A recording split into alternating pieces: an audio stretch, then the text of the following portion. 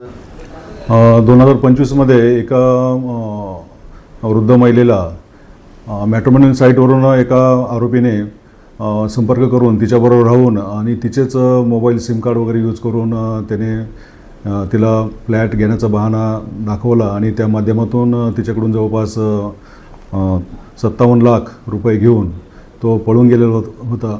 आरोपीचा शोध लागत नव्हता. आरोपीचा आम्ही शोध लावलेला आहे आणि त्यास अटक केलेली आहे. आरोपीचं नाव आहे अनुज संतोष तिवारी उर्फ अनुज कुमार चंद्रप्रकाश त्रिवेदी उर्फ अनुज सिंग संतोष सिंग अग्रवाल, वय 48 वर्ष.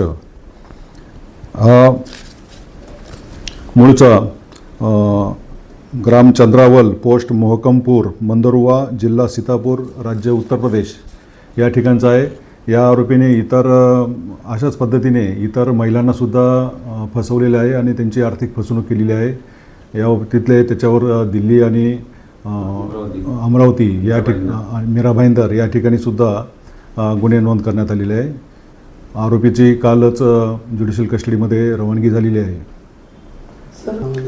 आरोपी मॅट्रिमोनियल साईटवरून महिलांशी संपर्क करायचा. त्या एकट्या असल्याचं किंवा निराधार असल्याचं त्याच्या लक्षात आल्यानंतर तो त्यांच्या संपर्कात यायचा आणि त्यानंतर त्यांच्याच नावाचं सिम कार्ड वापरून किंवा त्यांचे बँक अकाउंट वापरून त्याद्वारे तो आर्थिक फसवणूक करत होता.